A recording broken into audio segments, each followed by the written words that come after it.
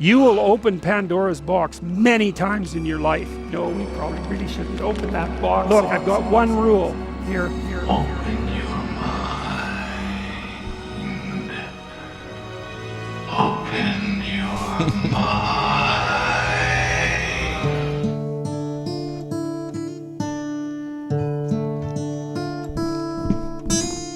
Welcome to the show, Master of Puppets. Welcome to the show, Barney. Welcome to the show, Master of Puppets. Welcome to the show, Barney. Thank you. Welcome to Pandoras Box, everyone. You know who we are. I'm Obadiah Pennywhistle. This is Drewster. But we have another special guest in the studio this evening. We have the Master of Puppets, Barney Dixon, coming to a cinema near you, December 25th. Yeah, man. Thanks for coming on, Barney. Thank you. Thanks for having me. Cheers, man. Cheers, man. Yeah, so for everyone that doesn't know, yeah, you are literally like the puppeteer around here, aren't you? Yeah. You are the puppet man. That's right. Yeah, so thanks a lot for coming on, man. Oh, my pleasure. Yeah, I mean, I can't even remember like how I met you originally, Barney. Oh, static interference. But yeah, I seem to have known you for like a long time. Probably college, I suppose. Yeah, that's probably the first time I met you. Yeah. Because I think we know a lot of the same people. Obviously, you've known Drew for a long time as well. Did you guys just meet in college as well? I think we did, yeah. But it's like we've got lots of mutual friends. Like I said, like a really good friend of mine from like a long back. I don't speak to her much nowadays, but like Hannah Carey, you were like good friends with Hannah, weren't you? And, Yes, yeah. And you were saying, you know the Shoot the Moon guys. And, to an extent, yeah. And like Nikki C and Josh and just have like lots of the same extended friend network, really. Yeah, the good guy. I don't think I did courses with any of them actually. No. But just from gigs and stuff, I knew you guys. Did you go to Chiltern? Yeah. Yeah, so you know like Joe Wynn and stuff like that. Oh, yeah, were you in the same year? Not in the same year. I think he's a year older, yeah. Oh, so you were in the same year as me and Drew. Because we did that, we did the musical, you know, at the end of year musical thing. And he was in the year above, wow. so it combines 2 years, doesn't it? So he was in one that we did. Was there one of those at Haygrove? There was a few. You guys did Oklahoma, I think, did you not? Yeah, I think it was only for like drama students and stuff. There was like a gig, wasn't there? There was like a I played in the gig. I did like my first ever gig was actually on the school stage, like in front of all the parents. Was that with Jamie? Yeah, it was. Yeah, it was on YouTube and stuff. Like that's so funny. It's on YouTube. What at Haygrove? Yeah, and I can't remember. My mum had this old video camera, and she was sat just like everyone was lined up for assembly. Yeah. And and in the video, she's like zooming on it, and she's in the middle. She goes, "I can't see Drew." That's how we just hear it on the microphone. Like, oh my god, mate, it's so funny. I have no recollection of that at all. Yeah, it was. The song was. It was Eric Clapton. Layla. No, not Layla. Sunshine of Your Love. Oh yeah. Oh really? Yeah. But I was doing it and like putting like pinches in it and stuff. Oh, sick, bro. Obviously. Has Jamie seen it? You should link him. Yeah. That's an old hidden gem that we both know about and watch every now and then. There was that other gig though, wasn't there? There was the other gig in the Haygrove Sports Hall, and I remember like Deaf by Kai played with Joe Wynn. Like Joe Wynn was allowed to come into school. Into Haygrove, and they did like a little metal concert, and I remember some of the teachers started kicking off because some of the kids were like trying to mosh. It was like hilarious in school. Yeah, I can remember. I think we talked about that with Joe and Hen. Didn't Joe and Hen say they remembered that? Yeah, and like Ed Butterworth did like Drive. I remember he got up and sang Drive. That was like cool. Yeah. Do you know what? I expect you know like Calum Plowright and stuff like that as well. Yeah, although he's not in town, is he? No, I haven't seen him for years. I haven't seen him in a long time, and he's not like one of those guys that you could get hold of either, is he? I haven't tried, but yeah. I didn't realise that the Plowright's organic farm where I got my veg boxes from like Calum every week. Plowright, yeah. So really? I went and dropped a load of like cardboard boxes back that they come into, you know, just so they could have them back and recycle them and stuff. And he was just there, and I hadn't seen him for years. Oh, he's there now these days. He was just visiting his parents, and so I was just like, "Oh man, how's it going?" He's a good guy. In ages, yeah. I mean, I tried to get hold of him about a year ago because speaking of Hannah Carey, like one of Calum and Hannah's like mutual friends passed away, and like Calum hadn't seen her in ages, but they were close when we were teenagers. Yeah. And Hannah messaged me to see if I knew how to get hold of Calum Plowright, and I didn't really. My only I just messaged Matt Payne because I knew that they were like pretty good mates. And Matt got back to me about 2 weeks later and was like, "Oh, sorry, man. Like, I can help you get hold of him." By that point, I don't know how, but Hannah had already got hold of him. But good.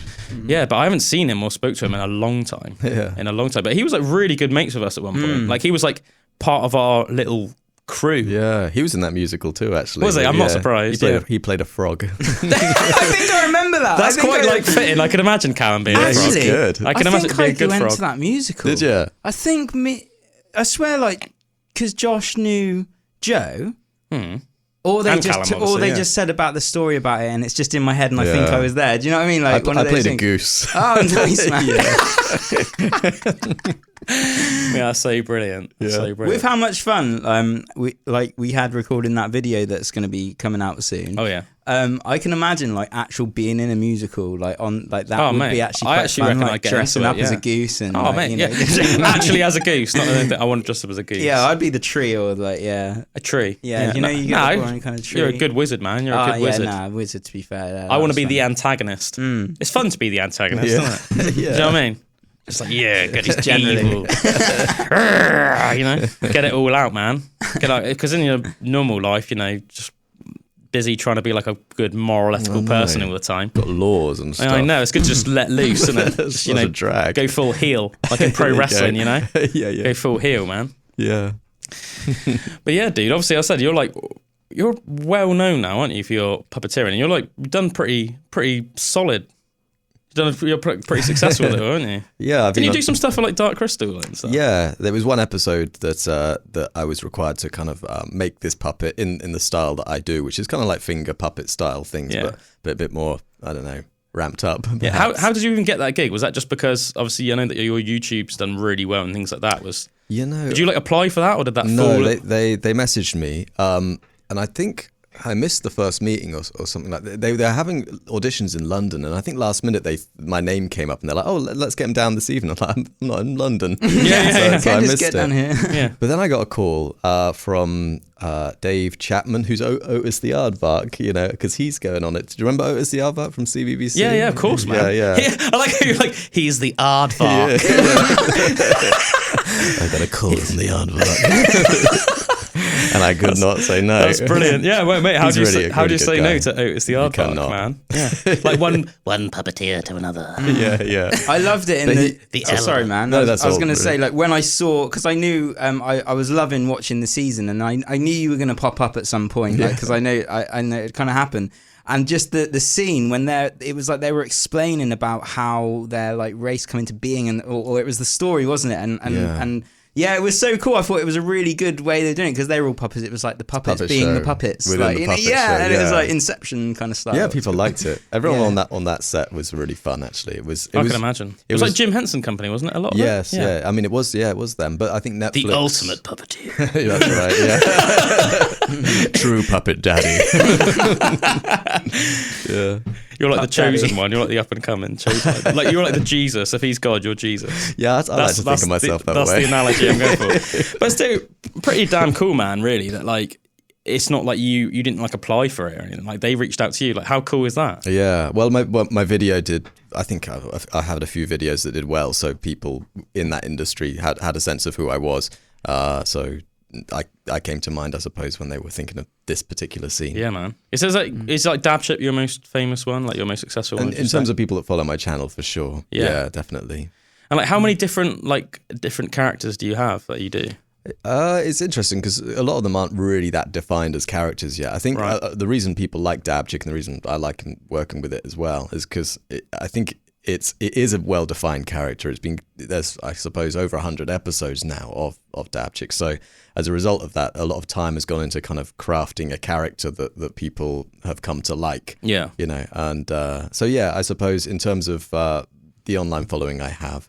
People like that puppet the most, and I probably agree with them. Yeah, man. Yeah. So I guess like, you know, for people that are like listening that literally have never seen one of your videos before, like, would you be able to like actually explain? You know, obviously we've said you're a puppeteer and you know about Dab Chick and stuff, but like, what like if you had to explain it, what would you say exactly it is that you do? It depends. Like, what's the process? Yeah, sure. So I make puppets and I try and figure out kind of novel ways to create. So you make them. all your own puppets from scratch? Pretty much, yes. And when you're like making them, are you in your mind? Are you like building a character or not really? Well, I think the the two kind of go hand in hand in a sense, in that you are building the thing and you kind of get a sense of how it moves once you've made it, and when you're practicing it with it rather. And if it moves in a specific way that kind of suggests a character, you can kind of, you know, build on that to some extent. And also you can think what the character, how it could fit within the universe of characters that you have already. You don't want to make characters too similar and this kind of thing. So you try and take into account all the elements you can to craft some character that is unique and likable, and people will come back and view again. But in terms of my process, I work a lot with plastics and build these things around my hand, and as I say, get a sense of the movement as I build it and kind of build it. The hand is like the center point that I start with, and then build off that. The closer I can get to the hand in terms of where the character's implied center of mass is, the more believable I think it is. Yeah, because that's how you operate always, just with one hand, isn't it? Two hands sometimes. Oh, sometimes with two hands. Yeah, I have a couple of like bipedal ones that it's this kind of arrangement people can't really see on the radio, but I'm holding. Yeah, for people that if you're just listening on the radio, you'll be or Spotify, That's probably YouTube, the best way to do it. Yeah, and then you'll be able to see Barney doing his interpretation. And then check either, out some of his on videos Barney's as well. YouTube channel, or just watching us now, because you'll see all this on the cameras as well. It's Barnaby Dixon, isn't it? Your That's actual right. Yeah, YouTube channel. Yeah. So I think one of the most impressive things for me, when I got to see it in action a little bit, when I remember when you were around my flat, we turned all the lights off, and some of your puppets kind of glow, don't they? Like have like UV. Does it last for like a certain amount of time? It lasts for a while, actually. Yeah. It's this type of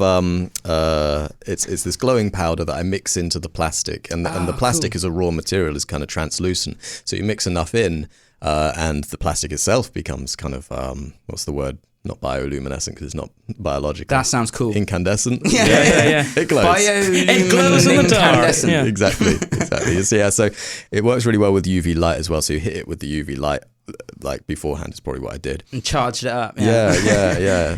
Nice. And that's the thing as well. It's like it was so different to me, because your hands are like one of the most expressive parts of your body, I suppose. And really bringing the character alive with the movements of your hands and the kind of textures that you can create in that. That was what I was like, whoa, I've never seen anything like this before, you know. Well, I guess it's like as you said, because normally you think of puppets on a string, don't you? And it must be quite limiting with the way that you can do movements in that. But when your hands, you can. And I remember there was a dog one as well. Bring that along? Okay. Yeah, not to that time, but I've seen videos of your dog one, and talking about the way a dog actually walks. Like it's not how you would think, just kind of left and right. It's like all four go at different times. I can think it has a few different gaits. Researching all of that, So you and had actually to look all recreating into that that with your hands. You know, it's like it's a really in-depth process. Man, that is so in-depth. The fact that you like looked so deeply into that and then obviously tried to recreate that with your hands. That's pretty cool. I think also I'm kind of observant of these things. So if I try and recreate it, I get the sense of when it's wrong. So it's almost like a trial and error sort of thing. So I guess if you look at it and it looks like a dog, you know you're doing a pretty good job. If it doesn't, you need to address why. That's exactly what. Yeah, that's it. I got to look deeper into this. Yeah, I guess what was making me think though, Drew, when you were saying about how expressive our hands are. I mean, I guess whether it's like literally painting or doing or like performing on an instrument, like most instruments in some way you are using your hands. Yeah. Do you know what I mean? Like even more like woodwind instruments and stuff, you're still using your hands and they're designed around the shape of the hands too, because So it's like that's your like almost like your expression. That's your utensil that's getting out what your mind and your soul, baby, wants to get out, isn't it? Yeah. Totally.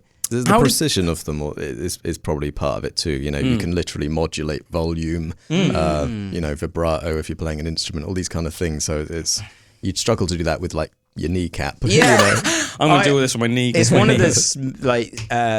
of the scariest things for me is thinking about like losing your hands, or like losing your fingers or something. You know, because it's crazy. I remember I broke my wrist. That's why it used to be such a medieval punishment, wasn't it? It was a common one, is to lob your hand off, and obviously for several reasons it would be awful. Like obviously it would be bad to have a limb off, but there's many reasons why it could be bad. Whether it was because you were like an archer or a swordsman or whatever, you know that you don't want to lose your hand, do you? You know. How did you even start doing all this, Barney? When was the first time you randomly just thought, I'm going to make a puppet. I never actually had that thought. I was doing stop motion animation before making films using that kind of medium. And like, how long ago was that? Like, how old were you at the time? Oh, well, I started doing that when I was 13. So, Right. So quite a while I was doing that until, I suppose... And like, what even got you into that? Like, just... Well, actually, in Bridgewater, we got the engine room. You know, this is the Somerset film. I never went there, but I always heard Did about you not, it. mate? You should. It's great. It's It was great. set up by the lead singer of The Clash. What was his name? Joe Strummer? Joe Strummer. Joe That's Strummer it. was involved somehow. I'm pretty sure he set it up, didn't he? Or he invested money into it or something. So Julian Temple did as well, I think. Yeah. It's quite possible. Yeah. When did Joe Strummer die? Because I think... A while ago now, and it was at least 10 years ago. 10, 15 years ago. 20, I would say. Yeah, really, I think so, because... Well, I think so. But I remember he was pretty crucial in it being set up. He was like, is the word patron maybe? Because he lived Maybe somewhere he was, around Bridgewater, didn't he? I don't know exactly where. I think I know where. I think, Yeah. but yeah, not too far away from the town. Yeah. Yeah. Yeah. That's just a cool bit of trivia. Yeah. So you started in the engine room, kind of, because they were bringing media to like education and stuff. That it was That's a right. space, wasn't it, where you could go and learn about certain media things. I think they got it just right, really, where they would set up like a workshop. They call it I think it was kind of like a course essentially, right? And the courses would be like a week or two, or even just 10 days, something like this. And every day you'd come in, and if it was like an animation course, you'd deal with different aspects of animation, like drawn animation. You know, very quick introductory course, and it also introduced you to the equipment that they have, so you could get well versed in how to use the cameras, the software, that kind of thing. That's so cool. It is great, but what the best thing about it actually was that then they'd have something called drop-in sessions, so that if you'd done a course, you could then use the equipment, and you would be relatively unaided. Although if you needed help, you could call, the technicians would help, but you could just kind of get on with it and just put the hours in to get good at, in my case, animation. So I just think, you don't want to spoon feed people, but you do want to kind of point them to the spoon, if you see what I'm saying. And they kind of, that's the perfect balance in my view, and they got it just right. And they still do, actually. They're doing a great job, even to this day. I was there about a week ago for a little artist network thing. They do wonderful work. That's awesome, man. So is there any, like, have you got any stuff out there, like online and stuff, which is more like the original stuff you were doing? Or Yeah, I put something up in, I think, 2012, and then maybe for the subsequent years I did little bits and pieces. The Cowboy and the Snail. Oh yeah. That was so cool. I remember cool. seeing I think that. I think I have seen that. Yeah. I think I have seen that. Yeah, Once Upon a Time in the Shed, it's called. Yeah. Yeah, no, I've definitely seen that. I've definitely can Yeah. remember a shed. Yeah. Yeah, that's fun. So when did you then transition to puppets, and like how did that come about? It was kind of slow. The reasoning was because stop motion takes such a long time, and the kind of the ethos is on YouTube is like the quicker you can create stuff, the faster you can get things out. And if you can't create enough content, then in a relatively reasonable period of time, then you might kind of just fall off in terms of the view count or recommendations, that kind of thing. So I was trying to figure out a way to get closer and closer to live action as possible. Initially, the Dab Chick puppet was kind of a mix of stop motion and time lapse, and it was kind of like live action in that I would hold the shutter down of the camera on sports mode, so the camera would go like kind of like that, taking the pictures. But it would overheat at points, and that was difficult. And eventually I was like, well, the legs are moving in real time, or I can at least. The head and the wings don't. The tail doesn't either. If I can get those elements moving in real time, maybe add a mouth, all this kind of thing, or make it movable at least in real time, then I don't have to deal with that. And I can get the puppet out in the real world, interacting with things, bouncing off things, improvising, and make the videos a heck of a lot quicker too. So that was the driving force, really. It was basically a problem that I had to solve, and puppetry kind of represented the answer. And did you say Dab Chick was your first puppet? Well, kind of. He was kind of like a hybrid puppet initially, but yeah, in terms of the first fully formed puppet, yeah, it's certainly on my channel. I've probably done some little experiments that weren't really. How did you come to the name Dab Chick? My granddad would call us Dab Chicks. Oh, really? Yeah. What does that even mean? It's a type of bird. I didn't realize it's this. actually, I thought it was just a cute name that he just called you, like, as your grandkids, like, oh, my Dab Chicks. Yeah. My little Dab Chicks. I've never heard that before. No. So you just used that, obviously, from your grandfather, and just thought, I'll just use that. It's punchy. It works. I think. And it's well, clearly it has worked. yeah. People remember the name too. Yeah, which is good. I think it's like a wading bird. They got like real wide toes, for paddling. The thing that I think is quite cool is obviously, you said that you never really set out to do it, and then you started doing stop motion, and then started with Dabchick sort of doing part stop motion and more real time stuff. But obviously, you've become so proficient at it. It's to the point where, as you said, now if you have like a dog puppet, you're looking into like the gait really in depth, like the gait of the animal and stuff. It's quite cool, really, that you've just like almost like just slid into that. Yeah. It's like it's being so proficient at that. Well, in truth, like stop motion requires that kind of study as well, and as I say, I've always been interested in these things, so probably silently or rather not thinking. Was that from like film and stuff that you were interested in? Film, just real life too. You'd see some animal, some small animal moving around. It's like, oh, that's interesting. Something's very real about that movement, and it just seems right. The balance, the proportions, obviously, because it has to interact with the physical world.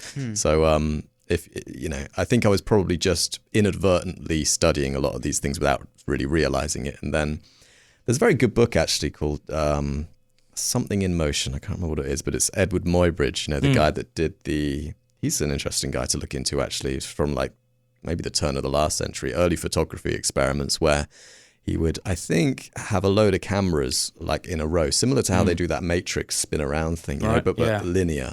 And there would be a whole load of tripwires and like a horse or something would gallop by and it would set the cameras off for every 2 foot or so, or every foot, I don't know. But then you would be able to then kind of retroactively analyze the movement. And he did this with a whole bunch of different animals and humans and this kind of stuff. I think that was something I'd kind of been doing in my head anyway, but it was nice to see kind of just static images that represent the movement and get a sense of how those images could be strung together and look realistic in terms of the movement. And that's basically what you have to do with stop motion animation, mirror that aspect of reality. And puppetry is similar. Cool, yeah, I mean, I'm like, because I'm quite a big fan of film. I do love it. I was thinking there's something so charming. Like if you watch like old school like fantasy movies like Jason and the Argonauts and stuff. Yeah. I love all of that stop motion. We've got the skeletons and all the creatures in it. Like there's that big Titan, whatever his name is, Kronos or whatever it is. So, it is really charming. I think you watch it and I think it always like bugs me a little bit. I know like a couple of people that are almost like quite shallow in terms of films. Like if it's not just like complete up to date modern day effects, they're almost like not. They'll almost like laugh at it. Whereas I love like watching old film. Very well done. That was one called Ray Harryhausen. Really? Yeah. What were Jason and the Argonauts? He was the animator. Yeah. There might have been other folks doing it too. I love how you just like know who it was as well. I attended a talk of his back in I think 2003 or something. I think he must have died maybe 2010 or something like that. But it's. I think he's revered to this day, even though the technology was old, but that's not his fault. He's revered because he was really, really very good. Like the movement there that you see, especially that there's a particular scene, when the skeletons are fighting. Is it Jason? At the end, Yes. Yeah. And there are like, I don't know, perhaps 7 or so skeletons that he has to keep track of. There's quite a few. Yeah, there's quite a few. Yeah, I reckon more. Yeah. And there would have been no way too for him to kind of go back along the frames and see, oh shit, I didn't move this one. Yeah. Sorry, I must. Sorry, I wear that's that.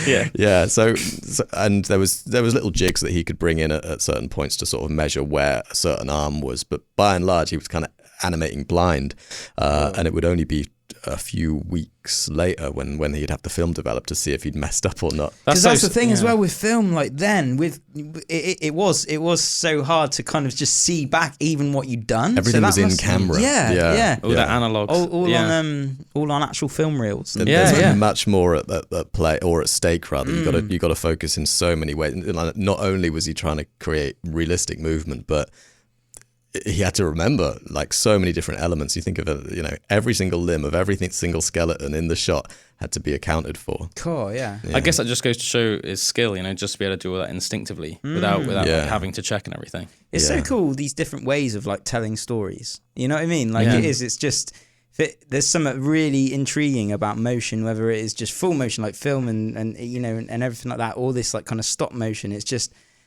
different ways of getting stories across, and the more you look into these like natural things, we'll say like a movement of an animal and stuff, it just, you don't think about that stuff, but it makes it more real and it makes it more interesting. It's cool. It's not like everyone can recreate that, but pretty much everyone can see something that moves wrong and get the sense that it's wrong. They might not be able to tell why. It's probably like music as well. They listen to something, it's like, oh, that does sound a little bit off. Maybe they won't be able to analyze and figure out why, but people know it, so It's so that's why you got to get it right or try to. Yeah, that's amazing, man. So, like, did you when you start, you made Dab Chick and stuff, and you got into that? Would you say that you like fell in love with like puppeteering? Because obviously you got pretty balls deep into it. Absolutely, yeah, definitely, and further. Yeah. So did you just like start that and just think like I'm loving this and get really lost in that rabbit hole of just then making new different puppets and? Yeah, in fact, even when I had Dab Chick be kind of like a hybrid between the two, I remember it was like around maybe New Year of 2015 or something, or maybe Christmas, around that sort of time.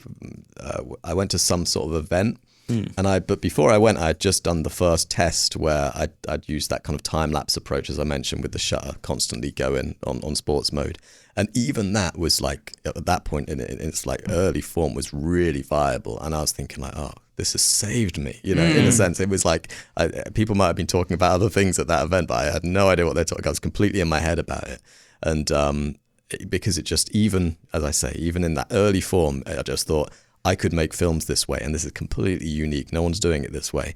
And then on from that, I was like, well, can it be refined? And then there was no real eureka moment, really. There was just lots of little... Part of the journey of just, little developments stacked on top of each other, and then the final product, So there was never as like, an idea. It's like, I should do puppetry. It's like, it just snuck up on me. And I was like, as soon as I was doing stop motion in real time, I was like, I suppose this is puppetry then. Yeah. So is the filming been a big part of it from the start then as well? So like almost, because I see it from so many angles, because you've got to be so interested in actually like making the things, like making the puppets, but then also telling the story or getting something across. And you do a lot of like storytelling with your voice, like within the puppetry as well. Do you know what I mean? So it's all from the start. What were you thinking about films then? Like, well, I'll tell you, stop motion is great in so many ways, especially as a kind of teaching and learning tool, because it encourages you to analyze all of these things at your own pace. You can't do stop motion quick, so you have to think about. Got to go deep with it. I imagine you have to be so patient. Yeah, of course. Well, I mean, the process itself of making the characters move takes such a long time that you think, well, what I should do is take an extra 5 minutes to set up the camera or whatever, because it's like, well, in the grand scheme of things, it's not much longer. It's going to be better. This is going to take forever anyway. So it kind of lets you. I see certain like people practicing online on piano and doing it slowly and then fast, and the kind of doing something slow really locks in the muscle memory of it, and I think stop motion is almost like that to film, where on accounts of having all the time to do it, if you make the time, then you can really hone in on what it is you want and frame the shot in the way that you feel is desirable. So yeah, it's like, and that becomes translatable in movement, in shot composition, in lighting, all of these kind of things. So it's a really good kind of very slow but wonderful kind of crash course. yeah, to get into all of those different aspects of it, what it is to make a good film. That's cool. How much time are you spending doing that at the moment? Are you still like spending a lot of time sort of like of your week doing it? Yeah, it's hard to know what areas to focus on. I'm kind of spoilt for choice because I have a few different characters, a few different kind of creative outlets. There's sort of different characters with different story structures. So I sort of think, well, where it's hard to know where to start or where to focus. You kind of want to balance between the tried and tested things like Dab Chick, which people seem to really like, and kind of explore new grounds at the same time and find new viable characters. So that's always kind of like a push and pull there. One thing I've noticed that obviously lends itself massively to what you do is you're really good naturally, like things like accents and. I mean, like each one of your like characters sound completely different from the other. It's not like you think, that's clearly Barney. Yeah. Is that just something that just comes naturally to you? It doesn't well, to an extent, maybe. I think like in a similar way to the character development, you've got to think, okay, what has one character got that the other character could? You don't want to overlap. So voices are one. So it's like, should this one have a high voice or a low voice, or should he speak slowly or quickly?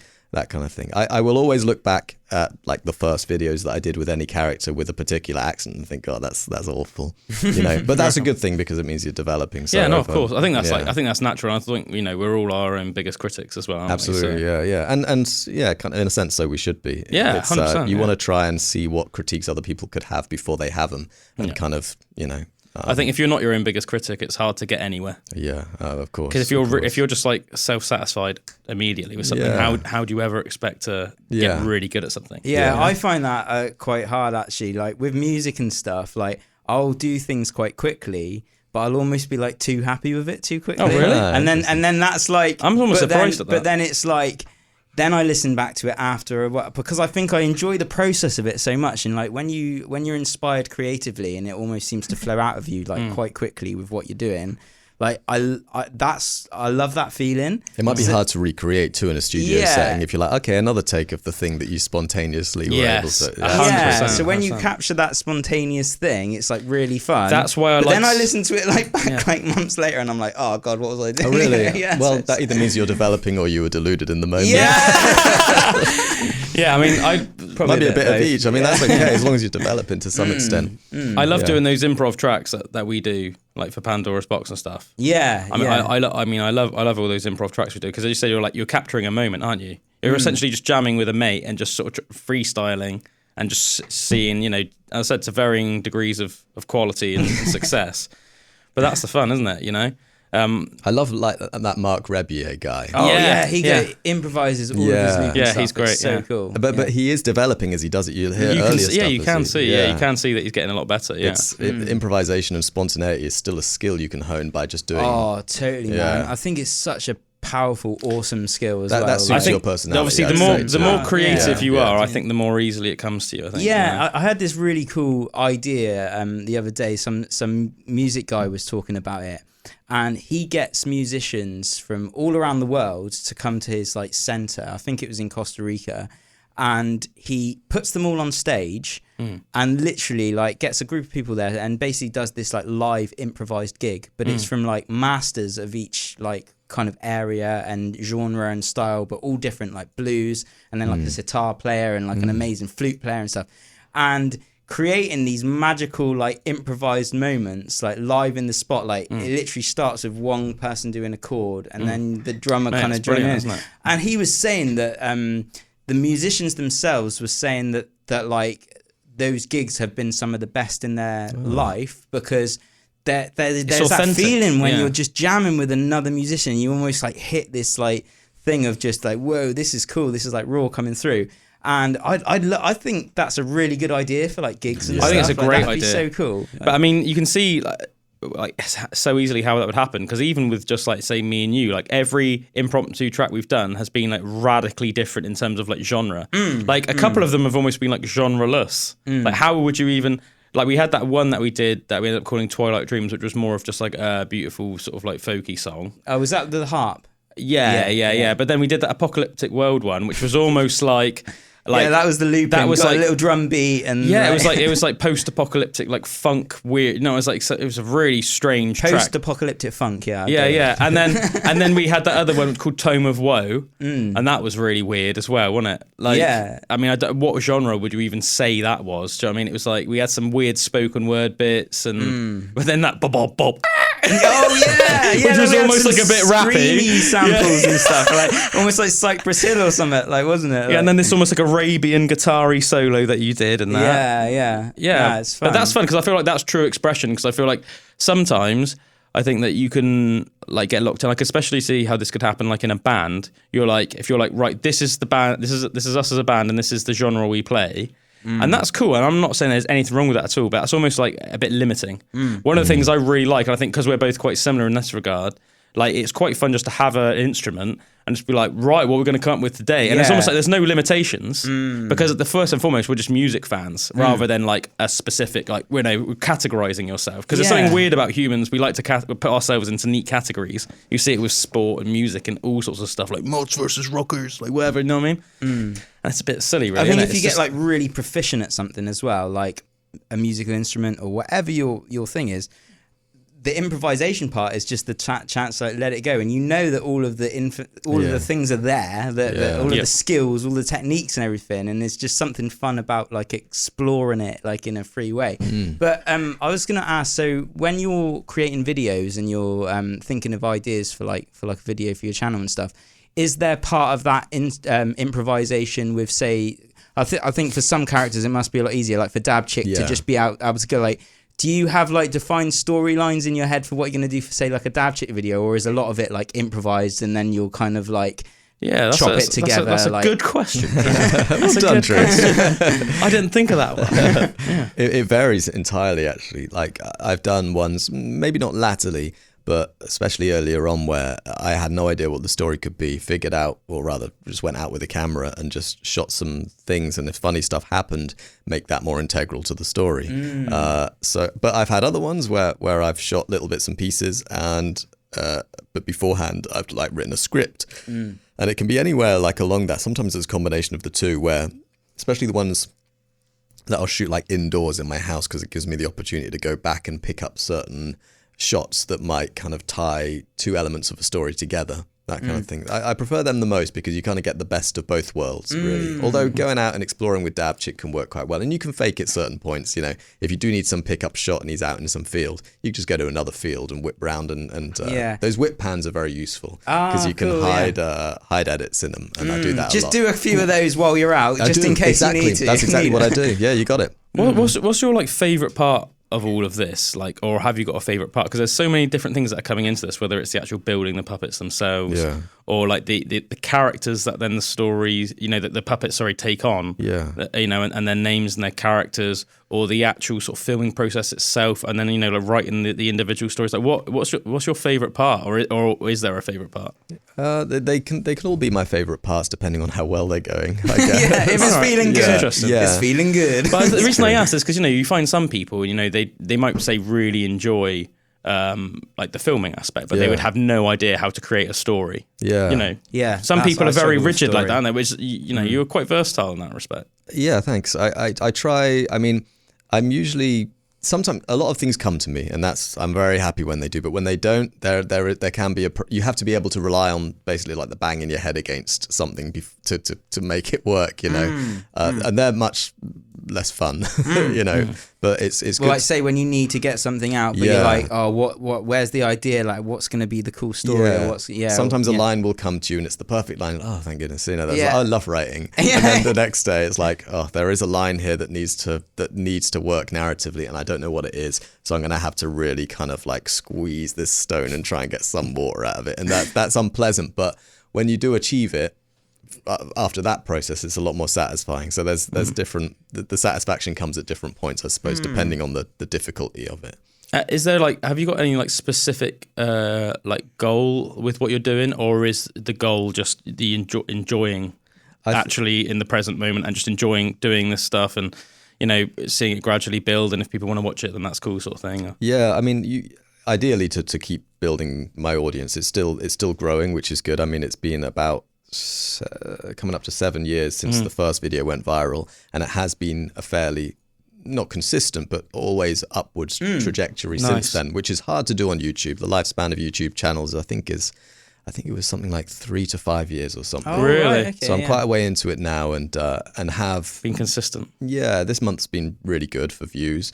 You know, there's the algorithm as well, which you don't have control over, but there are ways to work with it and try and get things. That pesky algorithm. I think nowadays as well. I think what problem is nowadays, there's so much media out there that it's like there's loads of best kept secrets. A lot of competition, but not necessarily for me, in that I have a very specific niche. You know what I mean? And I've worked that way in order to kind of sort of keep that niche. You know? There's too many things really that it relies on in terms of skill sets, that if someone was to just try and copy do it, like, people would just say, it takes you years to get those skills. Definitely. It takes you years to build up that proficiency with even how you'd work your hands and everything. No, I'm pretty comfortable with my place. Have you done got like an R&D claim or anything like that? Or R&D, what's that? Like a research and development like claim? Or have you ever I thought about should anything do like that, shouldn't I? You really should, mate. Your colleagues were saying when I Yeah.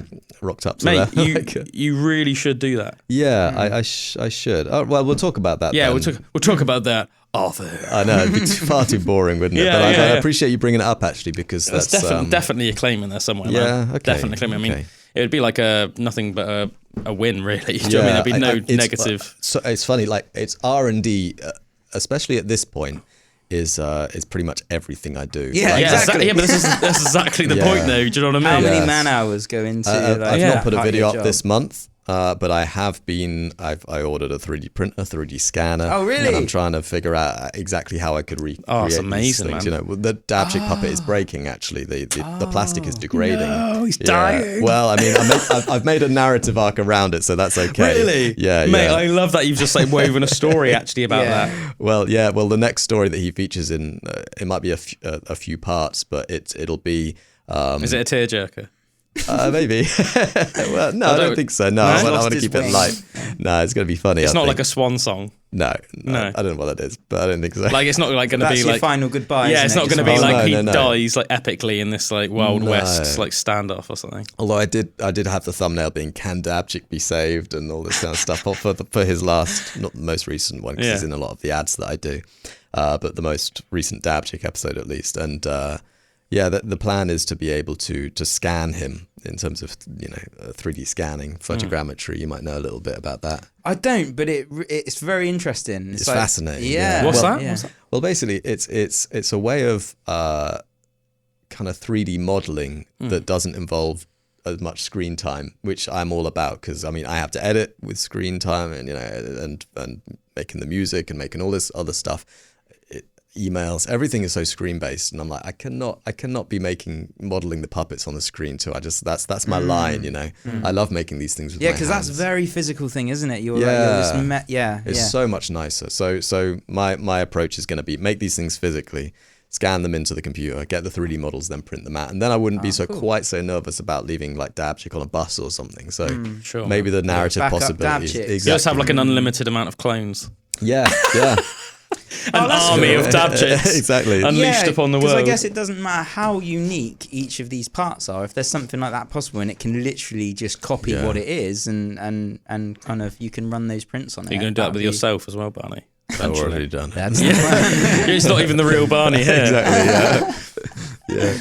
That's just reminded me in like Marvel Comics, there's like Doctor Doom, and he just has all these Doom bots, and they're just like Clones of him. Yeah. Oh, like So, like, Smith off Matrix. So it's pretty much like at the end of every like Fantastic Four comic or whatever, they think they finally defeated Doom, and it just turns out it's a Doom bot, Gosh. and he's like somewhere in like Latveria or I whatever. bet they've yeah. worked so hard to kill him. Too. I know, man. I know. So it's savage, but they're just complete, perfect like clones of him, Oi. like Doom bots. So Doombots. Doom, Yeah, bop. yeah, not to be confused with Hanson or anything. But you've done like some like theatre stuff as well, haven't you? Yeah, recently. Well, I say recently. It was a little while ago now. It's about a year ago. It was playing. I think it's still accessible on those kind of like their version of the on-demand thing, online. But yeah. So what was that for? What was it that you were doing puppetry for? It was for a stage production of Philip Pullman's Book of Dust, which is in the Dark Materials. Daemons. Oh, yes, awesome, exactly, man. yeah. Awesome. Yeah, so that was in London at the Bridge Theatre, and that was a real slog. That Yeah? was Was it hard work? Oh, absolutely. Yeah. I mean, So how did you land that gig? Was that similar? Did they scout you and give you a call? Yeah, it's usually someone on the production team that knows of my stuff and then lets the director know. I think that was probably the case in. I got you, man. Exactly. Yeah, yeah. It was good. I mean, I learned so much. It was Yeah. involved managing a team, so that was. So that wasn't your own puppets. That's all. Well, I designed them. Oh, you designed them? So you were mostly like the through head lockdown, designer, weren't actually. you? Oh, Like, yes, for yeah, that, yeah. yeah. Oh, so you were like the head designer, and then you did the actual puppetry there. Oh, I didn't. I taught the actors how to operate them. Yeah, and that's they so did cool. very well. Yeah? I had a really good team as well. I mean, through lockdown, I mean that kind of scuppered the initial plan of when we were going to show the thing, because I think it was initially due in summer of 2020. And eventually it went on at like winter of 2021 through to 2022. Yeah. But through lockdown, as a result, that gave me a chance to really refine the designs, or really, well, in a lot of senses, come up with some original ones too. So, it was a blessing and a curse, but it was a lot of work, a heck of a lot of work. And then we went down to Bournemouth University And a lot of the guys there helped us 3D model the designs and kind of iterate them on the print bed. We had a lot of guys to do it, but it was a lot of work. Is that what opened you up to the more 3D kind of stuff? Thought, this could be possible. Yeah. I've been thinking about that for a little while, the possibilities of 3D printing. But this did give me an opportunity to get a little bit versed in the 3D modeling side of things. As I say, it's not something I want to rely on too much, but it's nice, for example, if I was to 3D scan something, it's like, that element didn't turn out quite right, to know that I can go in and fix it. So without that knowledge, I probably wouldn't be able to do that. So yeah, it served me well. So with that show, was it your style of puppetry, or was it you were designing something?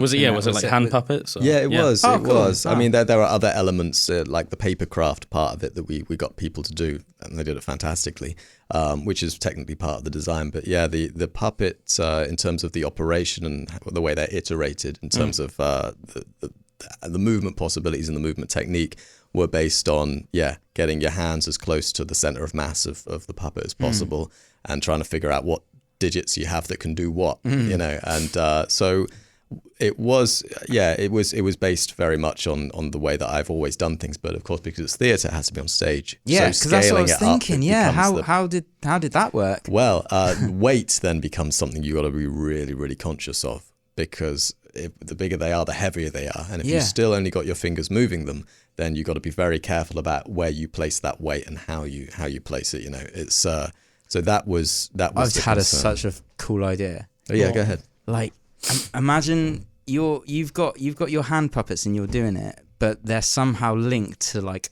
life-sized ones.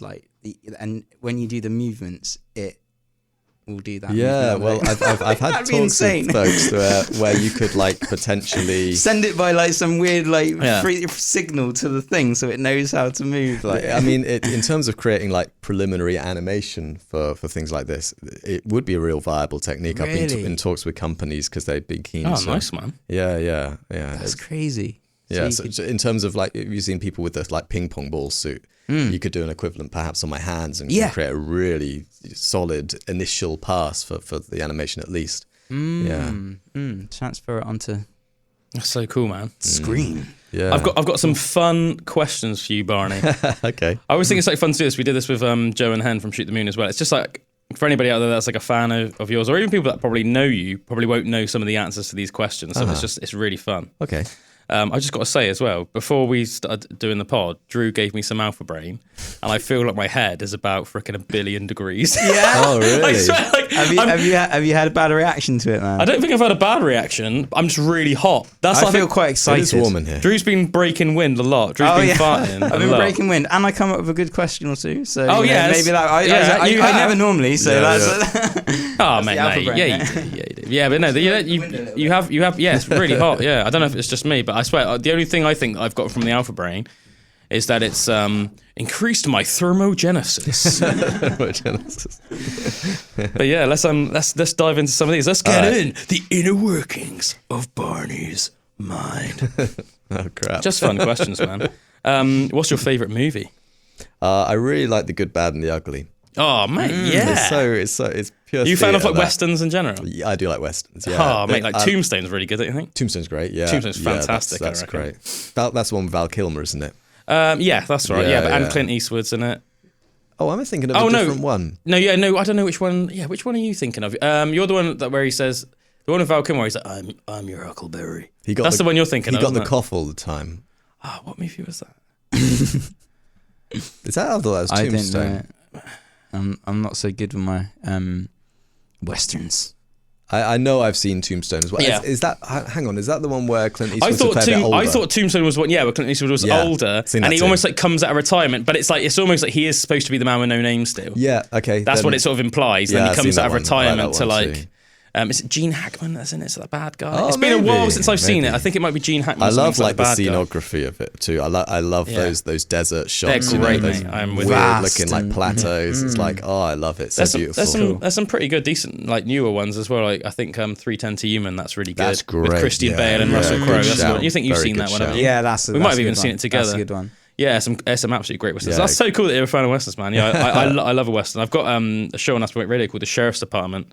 Oh yeah. I've got one of my like sort of like little characters that came out called Sheriff Hoyt, and I do the whole show in characters. Sheriff Hoyt. Welcome to the Sheriff's Department. And I just play nothing but like old school American folk music and like American country music and like Southern rock and stuff like that. Man, it's culturally rich. Oh baby. Yeah. What's your favourite colour? I don't know. I like green and blue. They're quite nice. Yeah, green's my favourite colour. Yeah, like a nice foresty green, like almost like the colour of my shirt today, I guess. Maybe a bit darker. Yeah, nice colour green. What music are you listening to at the moment?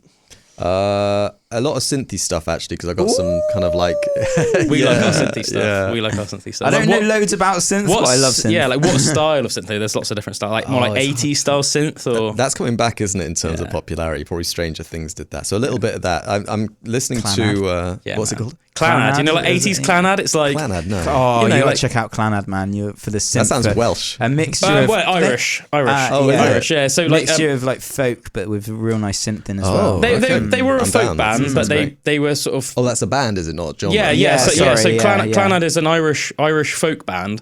But I guess they sort of really hit it in the 80s, and just like everything in the 80s, even though they were just a folk band, they incorporated lots of synth. Oh, yeah, and there was like Robin Hood, like the Hood, Robin of Sherwood is called. There was a really good there was a really good TV show on in the 80s called Robin of Sherwood, and they did all the score, all the music for it, and it's fantastic. It's one of my favourite albums.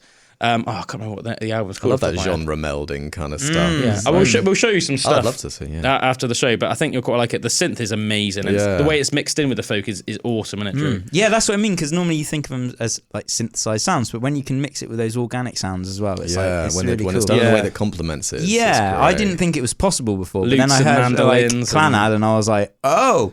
Here it is. Oh, mate, it's absolutely How's beautiful. that spelt for the listeners? CLANNAD. Different letters. Claned. Listen to me, folks. Mine was definitely the correct one. Not Claned. Claned. No, it's definitely Claned. Clanad. Think of nads. All right, nads. Think of nads. Okay. Nad Clan. So synthy stuff. Give us like an example of a band, can you, or I don't know actually. or an artist, or what I'm listening to, I guess it's it is music, but it's a lot of reviews of these synth things that I've impulse bought, and then I try and sort of discover what could be possible with the puppet, in terms of the performance. So you want. Yes, because music, we haven't talked about this yet, but music plays heavily into what you do as well. Yeah, because you are a musician, aren't you? Yeah. So what sort of stuff do you like to play? I like a lot of acoustic guitar kind of music. I mean, it's kind of difficult to play, obviously, with puppets on. So that's kind of why I'm sort of slowly merging into kind of the world of kind of buttons and sliders, because the puppet can then operate it or mix things in real time. So that's kind of. Do you sing as well, or? Yeah, I do. Nice, man. So you're like a singer, songwriter, guitarist, sort of. Yeah. Yeah. Oh, nice, man. Yeah. Oh, cool. Have you got like any music out there in the ether that people can check out? They on my Instagram, like a series that I'm doing currently is called Barnaby's Bailiwick. Right. And it has this character with antlers on. You'd like it, actually. Yeah. And he does like musical covers that the audience have suggested. So it's nice, actually, because you don't have to necessarily like graft at coming up with a narrative. A song is kind of pre-composed, and you can just do a cover of it in your own way, and then you get like 3 minutes of content out of that. You don't want to rely on. You want to also kind of work out narrative stuff as well, keep that sharp. But it's nice to keep things coming via that stream. Are you into like vinyl at all, and like listening to records, or? I like it. Yeah. It's nice. If you could only have 3 vinyls, what would they be? Dang, that's a good one.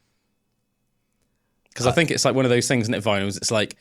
If you said that if I said like, what's your 3 favorite artists, that would be different. But I think if you like have vinyls yourself, it's almost like if you asked me what are my 3 vinyls that I could only have, they would be completely different than like, what's your favorite 3 bands, or what's your favorite? Do you know what I mean? Yeah, it's hard to know, because I listen a lot on kind of online, and I'm not sure what song goes in what album. Yeah, you know what I'm saying? Sure, I listen to a lot of Sam Cooke. I would certainly put him on. I don't even know who that is. Oh, really? It rings a bell. Soul singer from 50s. It does ring a bell, but yeah. Yeah. Who else? There's some really nice early Sinatra stuff that I really like. Yeah? Yeah. Some really nice like classical stuff. Yeah. Yeah. Not in the literal sense, but... No. Who else, though? Oh, there's plenty. I can't think of any more. No, fair enough, man. Yeah. Fair enough. This is always a real fun one, I always think.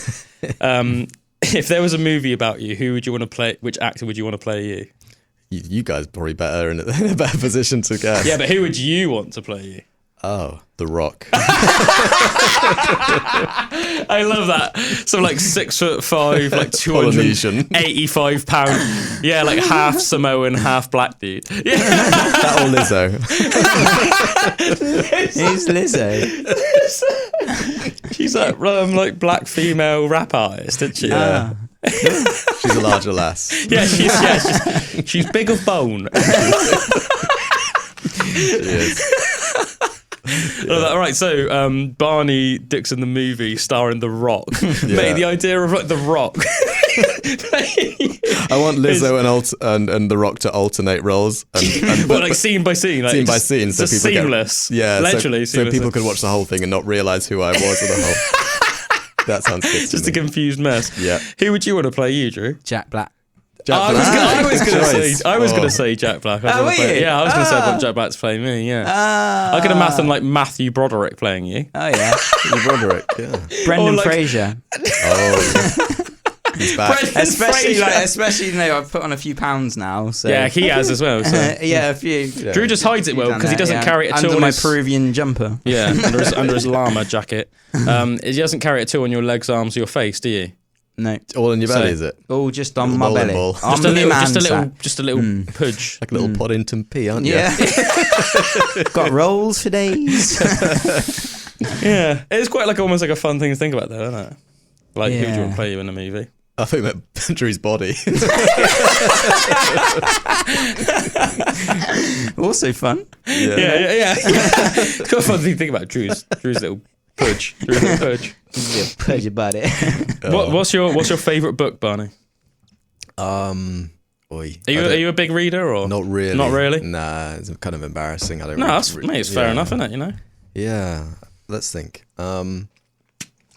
even if it's just one like from your childhood or something that sort of has sentimental value. We had to read Mice of Mice and Men, and I read that later on, and I thought, I didn't really appreciate this when we had to do it in GCSE, but this is kind of a lovely we did book. what was it? Far from the Madding Far Crowd. from the Madding Crowd. did That's you? all we had to do. Bathsheba and Bathsheba, Farmer Farmer Oak Oak, and all yeah. that stuff. Yeah. Yeah. What a romantic thriller. But I know, never done never done of Mice and Men. No, I haven't read that. No. But I think I saw the movie, and I was like, that's What's tricky for me with reading, probably attention span plays into it, but like I use my eyes and my hands for kind of everything, and if I was to sit down with a book, they'd be tied up, Yeah, So yeah. audiobooks for me are better, and for that I suppose reason. you can do I stuff. love a good audiobook Yeah. because I love podcasts, and Yeah. it's like I it's know- a I know different you- experience from from reading, but and I do like if your mind wanders at all, or you've got to kind of keep rewinding it because Yeah. it's very important. I think that's one of the reasons why I love podcasts and audiobooks is because you can do Frees stuff. up. Yeah. Even if it's Yeah. just like household chores, man. Do you know what I mean? Like exactly. time is money. So yeah, that's cool, man. Would you say you're like quite mostly active doing things like when rather than saying like relaxing to sit down and read a book and do nothing apart from that? Like, do you ever get those moments where you do that, basically like switch off from something? It's kind of a bit of a problem, I suppose, because it's hard for me to find a hobby and not then find a way to incorporate that hobby into my work. So as a result, That's awesome, man. It is awesome. It Yeah, is, yeah. but as a result, everything then becomes work. I think that's how you like are successful though. Like you need Yeah. to live So it. multifaceted. It makes sure that or rather takes care of me loving what I do, because if it's something that I'm drawn towards to start with, and then I'm able to incorporate it into my work. The thing is, then hobbies then may become tainted with kind of work. I know what you mean. Sense. It's so funny. It's like you can enjoy something the moment your mind shifts to seeing something as work rather than optional. Yeah. If for some reason it's like something about our brains, it's like you're more hesitant to do it. resistance. Yeah, well, actually, Yeah. I'm trying to, this year especially, I'm trying to get into more things that are unrelated to work. I go to the gym quite a lot these days. I can tell, man. Oh, thank you, man. The Rock. Hence the Rock. Yeah. Hence the Rock starring as you. But little things like that would be, I think to incorporate that. I think here's the other thing too. Even if you're doing something that's kind of a hobby that is aside from work, I'm not going to be able to stop thinking about work stuff all the time. So, and it really helps kind of defragment or whatever it would be. It gives you some respite in order to kind of compartmentalize problems that you're thinking of. So I'll have something on my mind work related, then I'll go for a jog, and it'll just be kind of like chewing over in the background, and then maybe at the end of the jog I've figured out actually that's one of my favorite things about exercise. Yes, it helps you like micromanage your brain, or like, but naturally I feel excellent afterwards, and there's something about the kind of positivity sorts you out. I always say I think I've said to Drew before, the way I see it is like sometimes I feel like there's all these like cobwebs in my brain, and like having a workout is sort of like clears out the cobwebs. Yeah, cold showers will do that too. Yeah. Did you know that cold showers have the same effect on your body as cocaine? Really? Oh, yeah, I could believe that. Yeah, there's like obviously varying levels of what raises your dopamine level. Apparently, what was I read? I think it was like, for example, like sex raises your dopamine level by 100%. What's sex? Never had that. Yeah, by 100%. 100%. Yeah. But both cocaine and cold showers raise your dopamine level by 150%. Really? 150?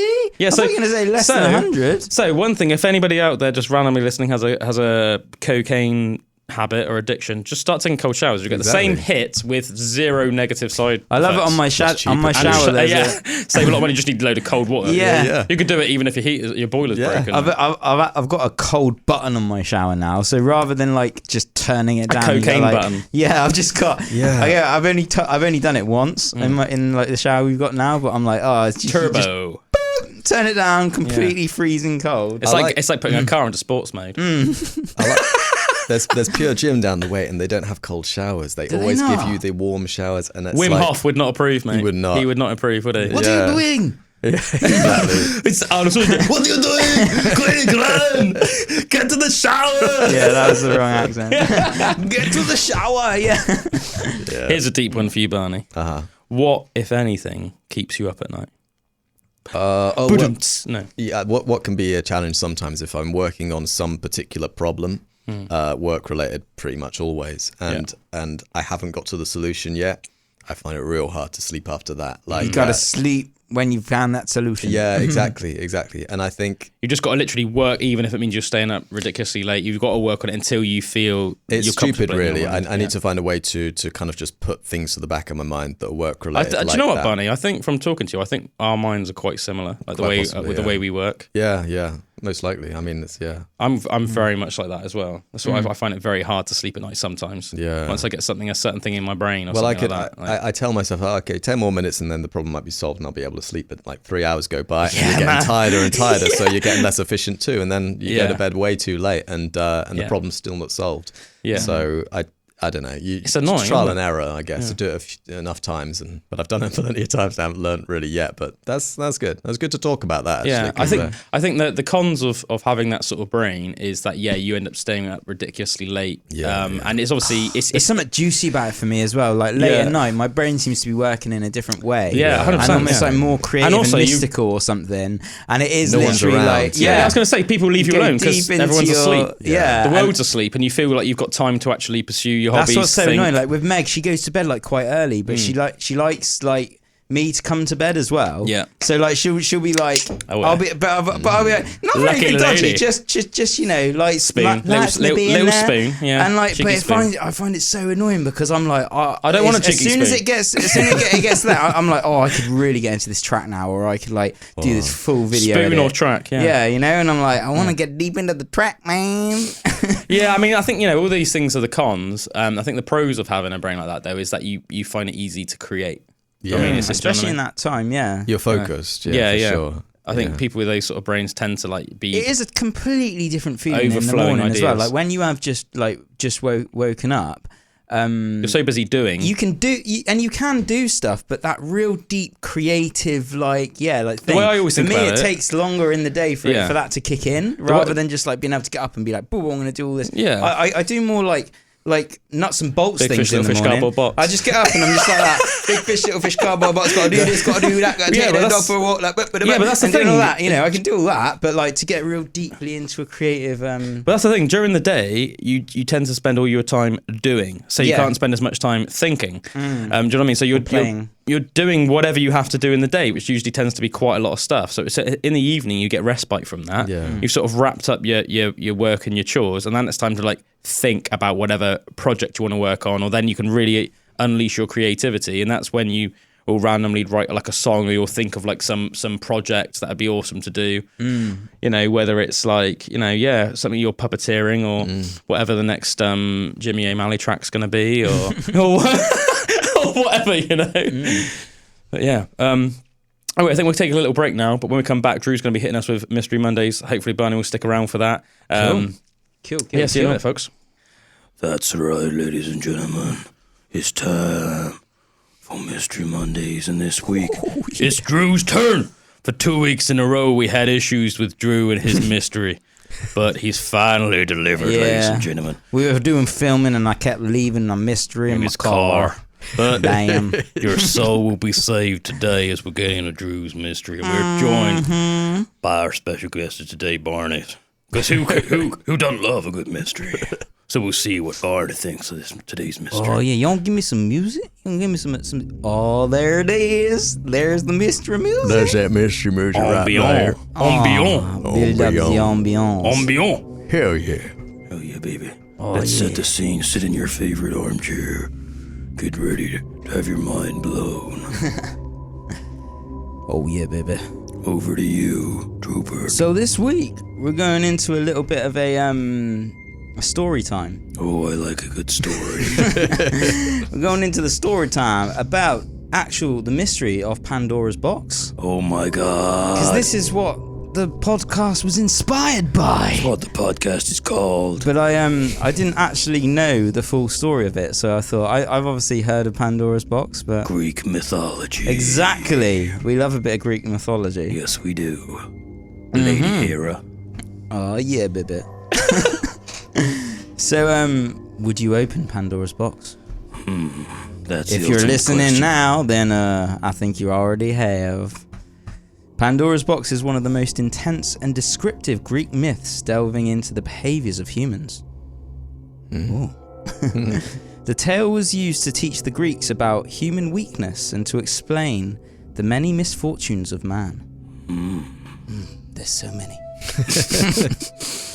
It starts with Prometheus's gift to mankind, which was the gift of fire.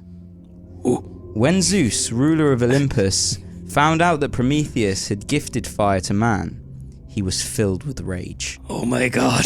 Why have you shown these humans fire? Lightning bolt. I love how all of a sudden, for some reason, Zeus is German. Yeah. Fire, fry. Oh, Rammstein plays. So fueled by his anger, Zeus punished Prometheus by shackling him Lord in Shackleton. chains to the side of a mountain. Have you heard this story? Yeah. Yeah. Is this to do with the Titans? No. Okay. It's got a bird in it. Hasn't it? It's got So bird each in it. day- It's got bird in It's that got one. bird in it. Yeah, each day Zeus would send an eagle to peck out Prometheus' immortal liver. That's the one. Oh. The doomed god was sentenced to an eternity of pain as his liver regrew every night just to be plucked out again the next day. Zeus, you cold-hearted man of the night. That's a bad way to go. Bad and then way to come back live. again and then go.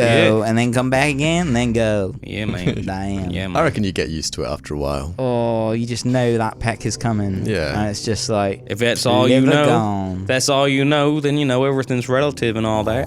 You know? Tied to the side of a I'd mountain. like to think you would, at least. Yeah. It's the only thing that keeps me going.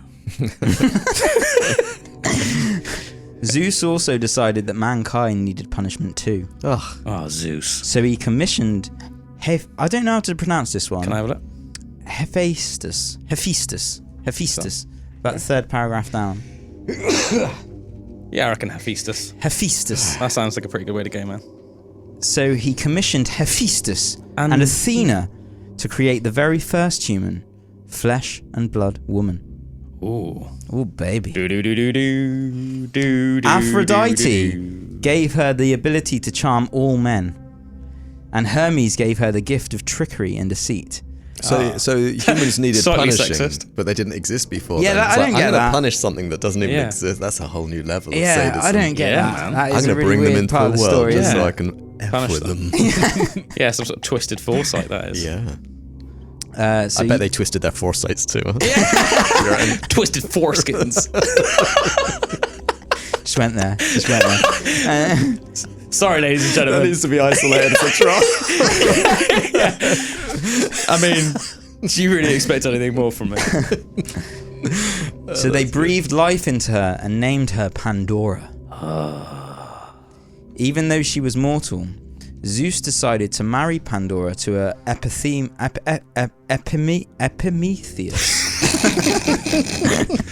Sorry to any Greeks out there. The gravity of the Prometheus's music brother. alongside the mispronunciation adds so much.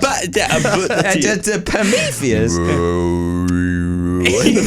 So Pandora married Epimetheus, and that was Prometheus's brother. Prometheus missed his brother. Epimetheus missed his brother, who was tied to the missed each side of the other? side of the side of the mountain. Oh.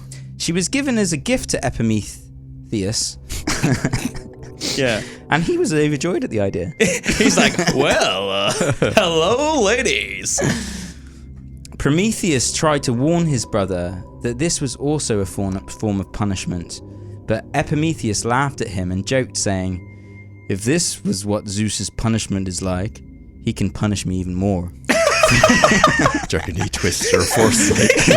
For Pandora BDSM. is the most not beautiful Jersey Shore. thing I've ever seen. So Oh, he's boy. thinking, got this hot Pandora now. Yeah, man. That ain't no punishment. That ain't no punishment. That's a gift. Pandora came with a dowry, which included many beautiful things. But the most odd gift was a box made out of clay, with clear instructions that it would never be opened. That's where we come from. That's where we come from. Clay? No, I'm just making it because The this box. is Pandora's Box. That's where we come from, right? So yeah, but we weren't even supposed to exist I know. because we were never allowed to be opened. The mystery deepens. Pandora was as curious as she was beautiful and longed to open the box, but she also brimmed with excitement for her life on Earth. This stilled her longing to reveal the contents of the box for some time, but she was endowed with her thirst for knowledge, and her mind often drifted back to the box's mystery. What is in there? Why can I not open it? Pandora itched to find out what treasure was so great that it could never be looked upon with human eyes, and why it had been placed into her care. She swore that she often heard voices spilling out of the box, begging to be set free. The enigma of the box became maddening to Pandora. Over time, the box became her obsession. It was as if forces beyond her control were pulling her towards it, saying her name over and over.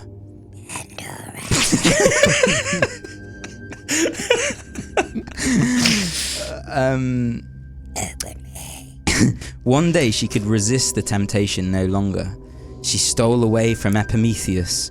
Oh, yes. Yeah, that was a good one, Drew. That was a good one. Fluid. Just one peek inside, and then I can rid my mind of this forever, Pandora thought. Great acting, man. Great voice acting. He twists his foresight so he can reach those levels. We've all got to twist our foresights together. After the show, we'll do that. we got a mystery to solve, I think. Serious business. But at the first crack of the lid, the box flew open. Monsters, spectres, and awful sounds rushed out surrounding Pandora, screeching and crackling. She desperately tried to trap the creatures back into their box, but to no avail. They billowed away and were now free to roam the land of mortals.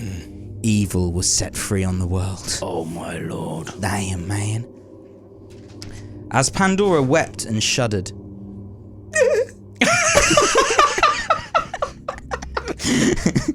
she heard a soft whisper coming from the box.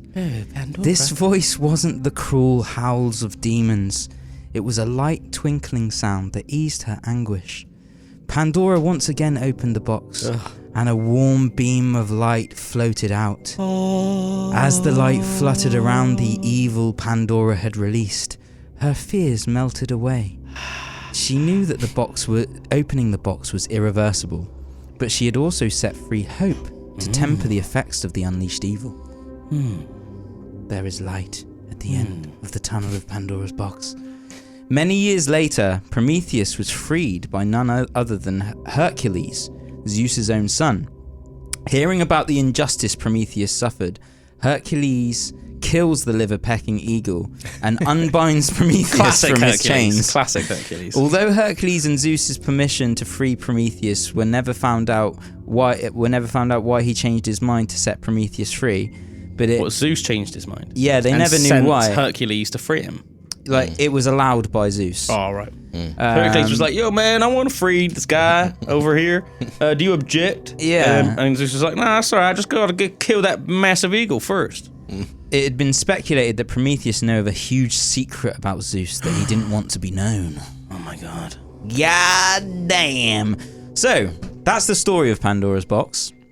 But what was the box trying to explain?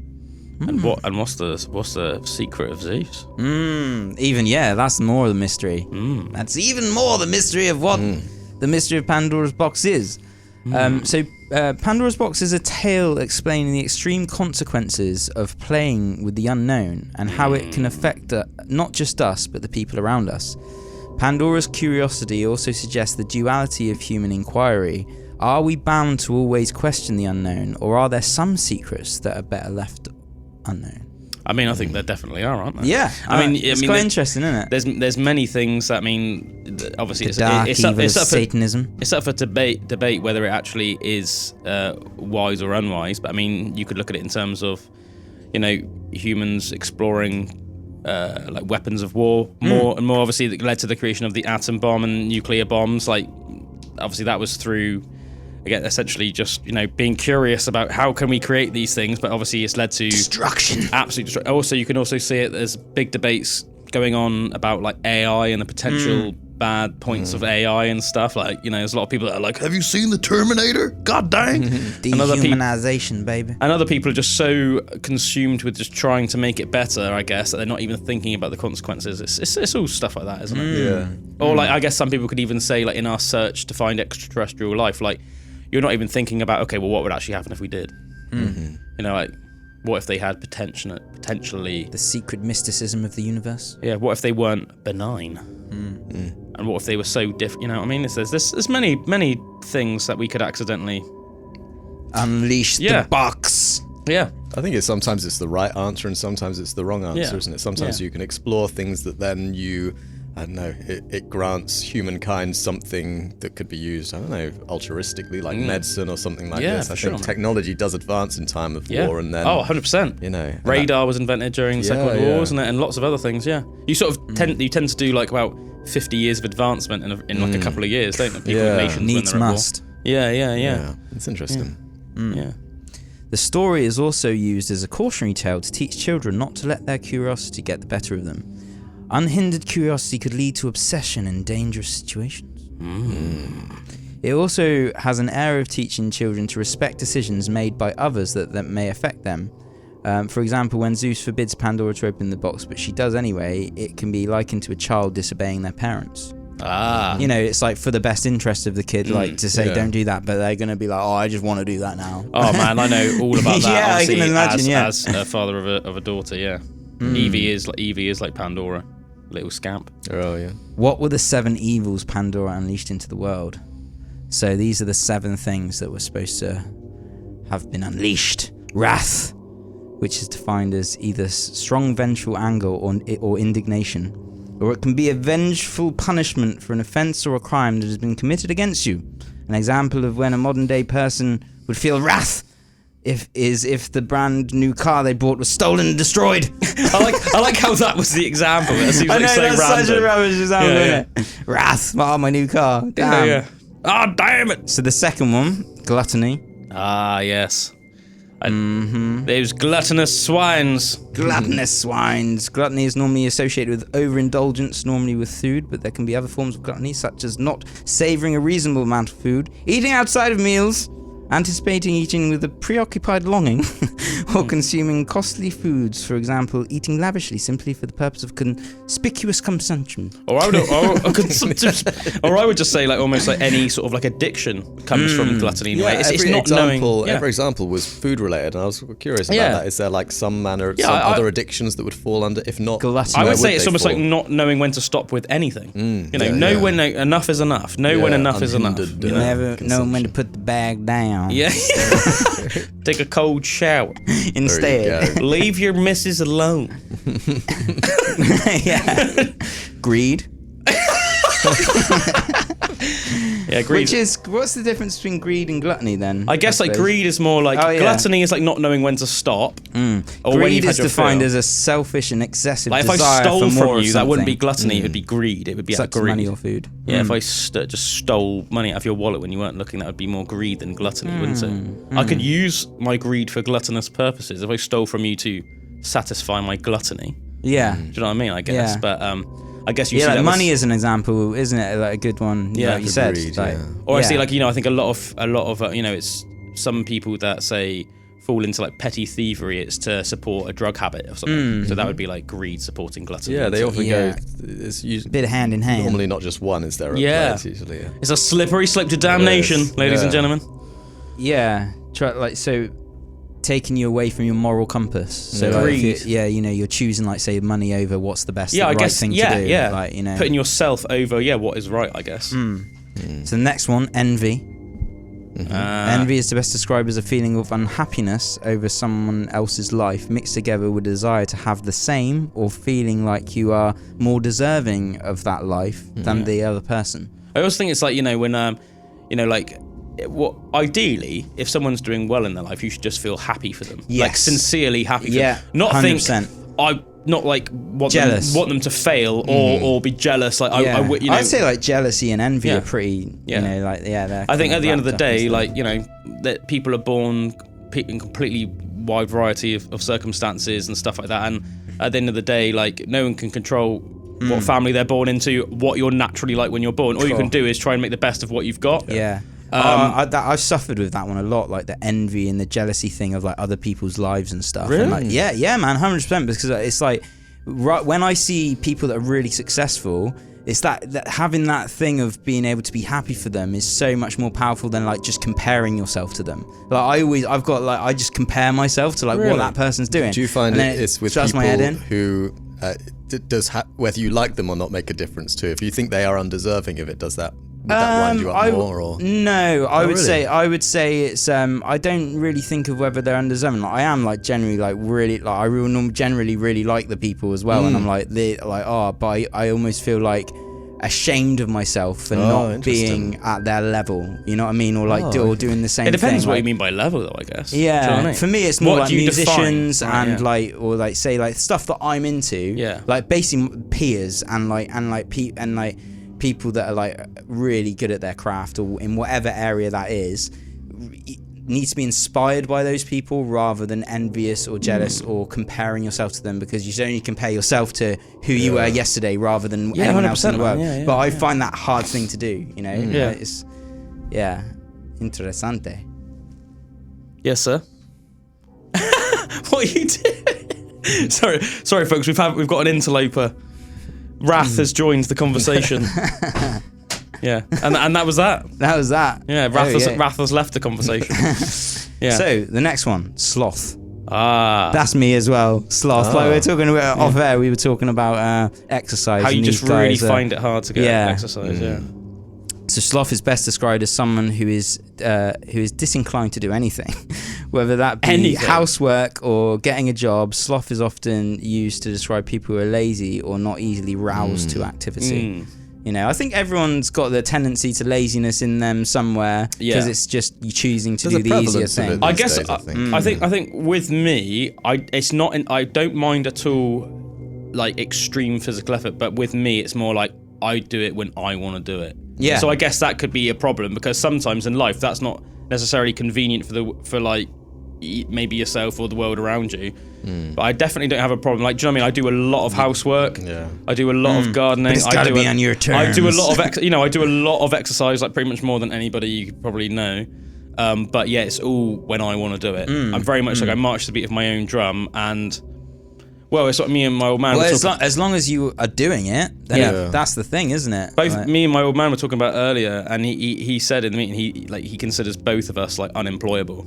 Do you know what I mean? But apparently he did a psychological evaluation when he was working for a big firm when he was younger, and that was the conclusion of his evaluation. They said it came back that he was unemployable, and he said, and apparently the guy that did it like jokingly said to him like, "Oh, don't show that to your boss." Do you know what I mean? But and that's apparently one of the reasons why after my old man had some issues with his career, he just decided I need to start my own firm. Oh, interesting. And then obviously that's almost like he sort of flourished after that. Obviously it's very hard to like build a firm from scratch, but he did. He to be fair, he did a very good job and continues to do so. Yeah. I think creative people can struggle this way too, in terms of being told what to do, for sure. I'm sure. I mean, you basically are self-employed. I work on my own for that reason, mostly, because I do. You're unemployable.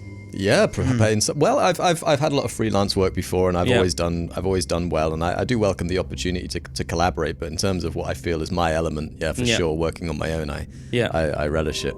Yeah, man. Now we have pride. I definitely suffer. I'd say the most from this one. You've described it so far. Mine's envy and sloth, I'd say. Yeah. And then maybe a little bit of gluttony. I'd say just have a very. Just a little bit of or everything. a lot of it. Or a lot, depending on my feeling of the day. What would Meg say? I reckon. What would Meg say about your gluttony? Get away from me now. You're like an animal. She's saying he's like an animal. Does she eat a lot or not? Meg eats loads, but she's got She's really amazing slim, really metabolism. Like, so if she hasn't eaten every few hours, she'll start feeling sick and getting real uppity. But Does I can she go exercise for hours. as well? Does it? She mostly does yoga and takes dogs on big walks. Help, but Not just her, just any random dog. Just if she can find it, she said, "Nah, God, Rupert." Yeah. Sometimes she takes this dog over here. So we have pride. Now, normally we'd encourage people to be proud of their accomplishments or to take pride in their work. However, pride in this sense means a slightly different thing. Basically, pride means to be totally self-obsessed and with your own accomplishments, being overly boastful, or to have an excessive preoccupation with your own importance. Actually, in that definition, I wouldn't say so much. I'm actually I'm very self-deprecating, I'd say. I'd say probably more than actually anybody. So that's not pride. I was thinking more I thought pride and being proud was the same thing. So to me, being proud was almost I come from a proud family. So I guess if I felt like a member of my family or my close friends were slighted, I would take that as a big insult, and I'd want to do something about that. That's more what I was thinking. Justice. Or prideful justice. Or I guess I'm quite big on. I know it might sound like a really hilarious thing to say because usually we're such jokers, but things like basic respect and manners. And I guess some people that doesn't seem to matter so much. But to me, it's that matters to me. Yeah, Especially with people you don't know and stuff as well. If you meet someone for the first time and they're just a bit rude, that bothers me. First impressions. It's true. I think those kind of. It's like etiquette, what you're talking about, essentially. Yeah. They do keep certain things at bay, and I think it's good. People think they're just performative, and to an extent they are, but they do serve a function. Yeah, I mean, it's funny because I absolutely love banter and even hard banter. Yeah, but to me, you're good at that, but to me, that coexists. That can coexist with manners. It's true. Because to me, that's almost like a common sense thing. You know what I mean? I'm not just not going to meet someone and be rude to them. But you build a rapport with somebody and things like that. And it's like joshing with somebody. Yeah, and also respecting them in the fact that if they do say something, or if it almost oversteps the line with bants or something, then you're totally respectful of that. And and I mean, we've been friends since we were 11 years old, so I'm sure that I've taken lots of pranks or bants with you in the past, and I might have sometimes taken it too far. But at the same time, I think that that if you said, "Oh mate, I actually didn't really like that," I would apologise. Oh yeah, no, that's what I mean. Totally, I'd always be respectful of you as a human being and as a fellow man. Because it's not out of not being like that. It's just out of and you could fun, talk to me about anything. Yeah. And if you said right, oh man, I want to stay between me and you, it would stay between me and all those things. treating each other like equals as well. I think that's really important. Like not talking down to people.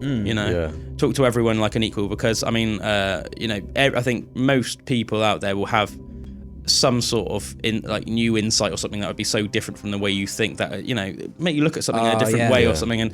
And I know we talked about it a little bit more before with like bands and music and stuff. It's almost like everybody has it's almost like a flavor or an ingredient, and then it's like putting them together that makes something quite compelling. And good like conversation and respect for other people is like what we were talking about with the improvisation with music, like where to talking and conversation is for me, it's almost like jamming, you know what I mean, because it's like a two creative like beings meeting and then kind of like having this flow back and forth, that's cool.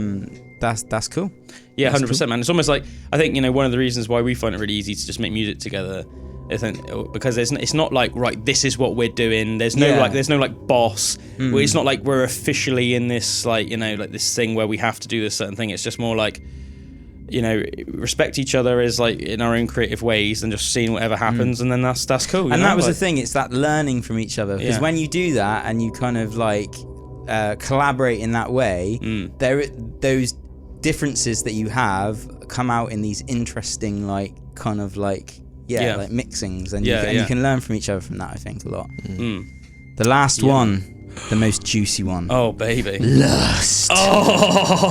It's described as an unbridled sexual desire. Oh baby. Many men throughout time are described as being motivated by lust. However, lust can be more than just sexual desire. You can be lustful of someone's career, things, or life in general. Lust for life, baby. Go lust for life, like Iggy Pop. Yeah, just go Iggy Pop on that.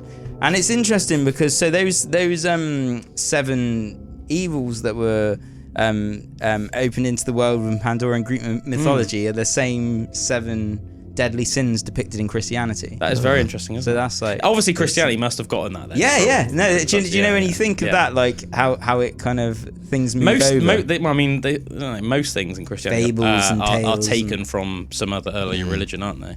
I think that's just like a widely accepted fact, really. I don't think that would even really insult any die-hard Christians at this point. Yeah. But so I find it quite interesting in a way that like lust is considered such like a sin. Like obviously they were almost using it as like a physical manifestation. They were describing like demons and stuff escaping.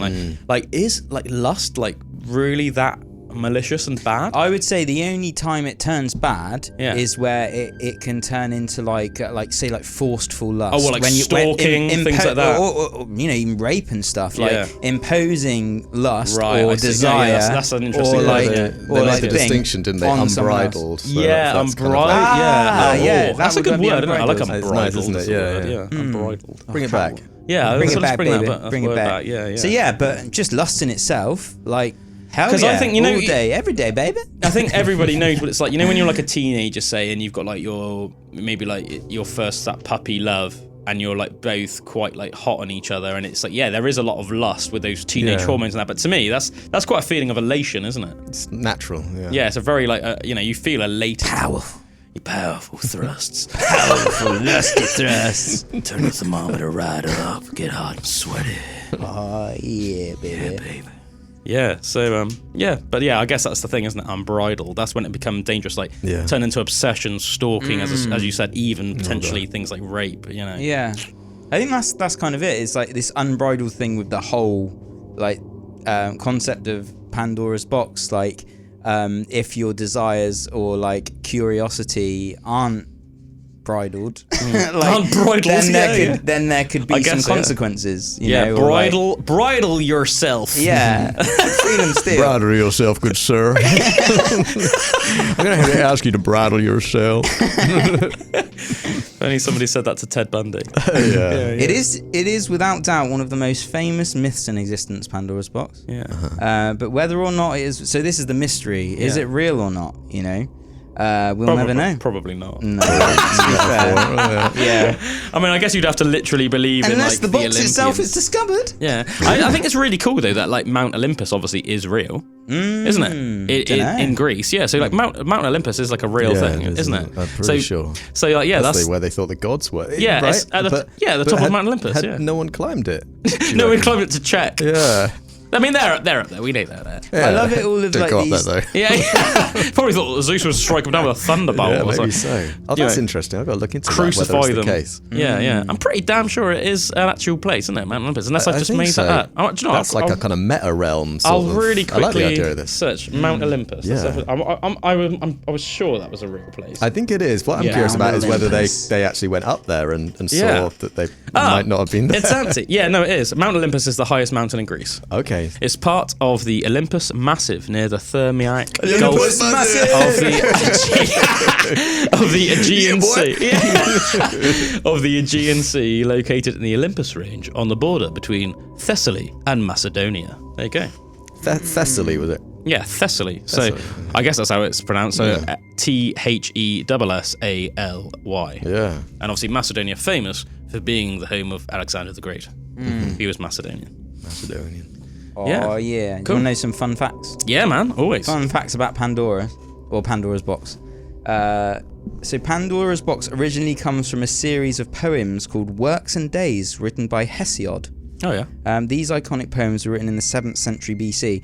I think that'd be so cool to read those, like Yeah, some man. proper Yeah, like old yeah. Hesiod. How poems. similar is it to modern day Greek? That would be such a trip if you were Greek and it's like, wow, this is written in 7 BC and I can understand it. Or would it be like Old English comparatively? Yeah. I their reckon, old Greek, it'd yeah. probably be pretty comparable, like the Yeah. difference between ancient Greek and modern Greek and like Old English and modern English. Was the lettering the same, I wonder? Did you? I know that that's how they finally figured out what the Egyptian hieroglyphs mean, isn't it? It's because we can translate ancient Greek, but we didn't know what the Egyptian hieroglyphs like said or like were actually meant for ages. And then what was it that they found? Rosetta Stone. The Rosetta Stone, that's it. They found it in like some sea somewhere, didn't they? I can't remember what sea. It might have even been the Aegean Sea. They found it anyway somewhere. They brought it out of the water, and it was a tablet that was translating ancient Greek to ancient Egyptian, and we translated it obviously into ancient What a trip. Greek, That's so and cool. then into so now we know what all the hieroglyphs mean. Imagine being the archaeologists that found that. Oh What are my those God, like yeah. Sumerian tablets as well? Like they're pretty crazy. And there's like Sure, have we there's, spoken about that before? Or? I don't know. I remember just seeing about it, and there's this whole story of like creation and Is that like in everything Göbekli through- Tepe? You know that? I don't think it's in Göbekli Tepe, but it's just these sets of stones that have all of the So that is history Sumerian, of isn't Samaria. it? I'm pretty sure Göbekli Is it? Tepe is Sumerian, isn't it? I Or is don't it? know. I don't know. I don't think it is for some Is it not? reason. I mean, It's I'll in quickly. Turkey, no? It's in Turkey. Or is it like a ran or a Göbekli rat? Tepe's in Turkey. I thought it was. Oh, is it? Yeah. 100%. Is it? Göbekli Tepe. Present day Turkey, at least, I guess. Yeah, you're right. It is in Turkey. Neolithic archaeological site in the southeastern Anatolia region of Turkey, dated to the pre-pottery Neolithic between Neolithic. 9,500 and 8,000 BC. It's crazy as well that 10,000 years ago, when it was actually, it was buried 10,000 years ago Yeah. intentionally. Yeah. So like, it's Crazy, like, yeah. it was almost like we're going to time capsule this. We're going to time capsule this moment. So and a lot of it's not even excavated yet. So there's only one part of it. But if you do LiDAR scans of the Earth around it, there's loads more of them as well, like all around. So there's Man, what a like trip. technically main one, but like it's like what kind of history is so answers are tantalising hidden. and Yeah. mysterious. Yeah, Oh. You got to do Göbekli Tepe on one of these ones. Yeah, man, for sure. But we don't got the answers yet. We did Sacsayhuaman. Sacsayhuaman. Yeah, I think you're right, Drew. I don't think Sumerians were in Göbekli Tepe, but they're very close. So it says Sumer is the earliest known civilization in the historical region of southern Mesopotamia, so very close. But that's more specifically in south-central Iraq, in modern-day south-central Iraq. So very close to Göbekli Tepe. But yeah, Nice. anyway. Cool. Cool beans. Yeah, one of the things that's so interesting about those old sites and that as well is this this pointing towards these meteors, like how meteors like are supposed to have hit the Earth so many times. Obviously the dinosaurs, but then like they actually were pointing to constellations where the meteors were coming from at the time where they had built those structures and everything. It's just like so cool that like it's cool, man. Like time capsule, like actual imagery of like, okay, we're showing you that this happened, so if you're like that, if you know humanity is still alive, like watch those that are coming round every 30,000 years or whatever, like, you know. Yeah, man, for sure. Or even more, like less than that, but crazy. Yeah, man. I haven't really got any more facts. They're a bit boring, the other ones. That's about cool, man. Kind of, I think it's basically time to wrap up the show anyway. Cool. So I just want to say thanks to Barn Dog, Barney Dixon, for coming on the show today. Cheers, my man, pleasure. for telling us it's been all fun. about your life story and your pursuits in the realms of puppetry and beyond. Your inspiration. Thank you. Yeah, man, we appreciate you. Cheers, Barney. And thanks all right. to everyone that tunes in every single week. We love you. We have been Pandora's Box, and we'll see you next time. All right.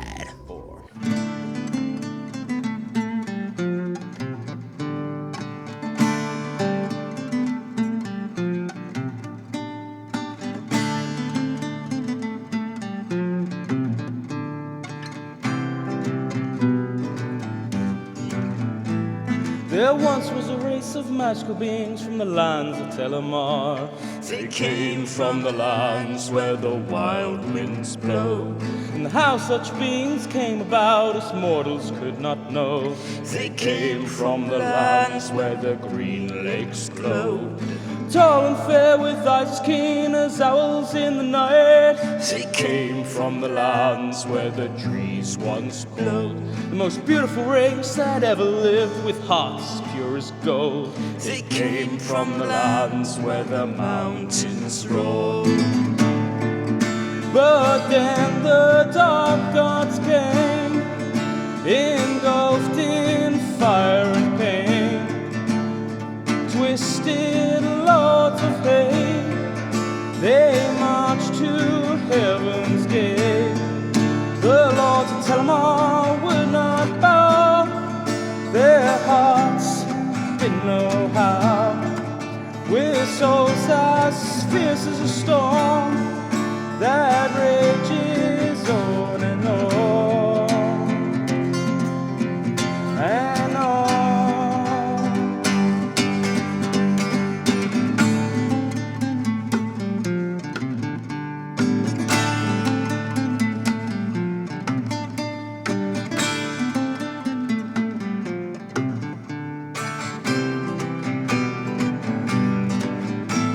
There came a war, the likes of which has never since been seen. Back in the lands where the old ones dwell, fields of blood consumed the land for many untold years. Now in the lands where the wraiths cast spells, a mighty hero stood proud and strong with his maiden fair. Back in the lands where the stars shone strong, they cast a spell and slay the eldritch lords of despair. The last king and queen of the lands once bold.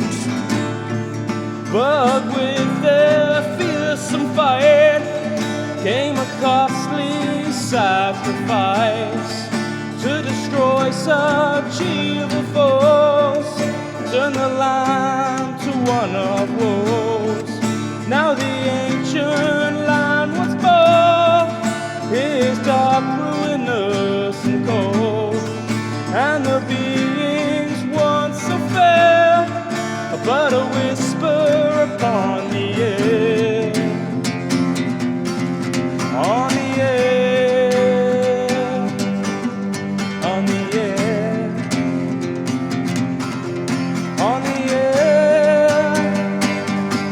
The lost race of Telemar.